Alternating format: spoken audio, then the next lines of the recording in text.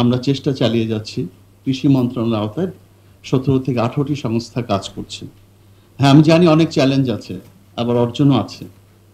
অর্জনের কথা যদি বলতেই চাই, আমার তো মনে হয় না কোনো গ্রাম এখন আছে যেটা ভার্মি কম্পোস্টের একজন উদ্যোক্তা পাওয়া যাবে না। আমার মনে হয় না, এমন অনেক জায়গায় গিয়েছে স্যার ভার্মি কম্পোস্ট সেল করতে পারছে না, এটাও সত্যি।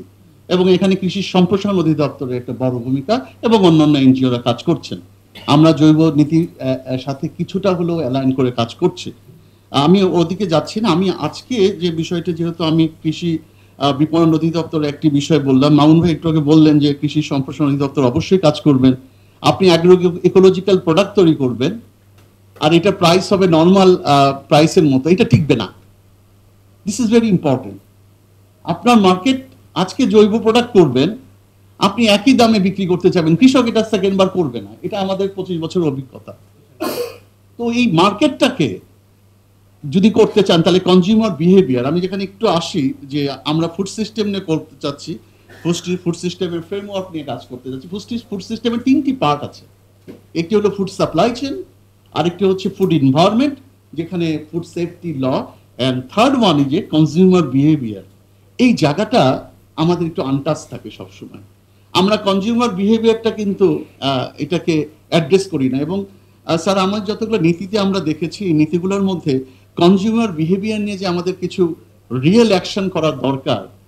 আমি একটু বলি, আমরা কিছু প্রিমিটিভ নিয়ে কাজ করি। স্যার, ছাতুর কথা নিশ্চয়ই জানেন স্যার, হয়তো নতুনরা জানবেন না। আমি জানি না মাসিয়ার ছাতু খেয়েছেন কিনা, ছাতু খেয়েছেন কিনা, মনে হয় না স্যার, এই জেনারেশন খাইনি, আমরা খেয়েছি।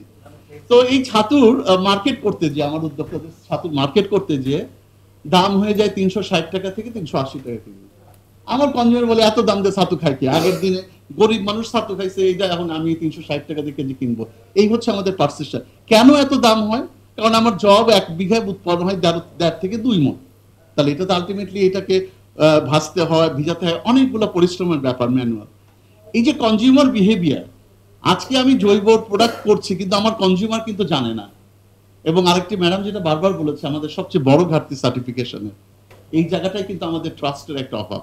আর এটা যতই বলেন না কেন, আমাদের 100%-এর মধ্যে আমাদের কাস্টমার যদি আমি 3 to 4% পাবো যারা ভালো জিনিস হাই প্রাইসে দিতে চায়, আর বাকিরা কিন্তু আমাদের দেশে ইকোনমিতে সস্তাটাই খোঁজে, কারণ দে আর নট মোটিভেটেড। তো আমার একটা জায়গা খুবই জরুরি, কনজিউমার বিহেভিয়ার নিয়ে আমাদের কিন্তু আরেকটু অ্যাকশন ওরিয়েন্টেড কাজ করা দরকার।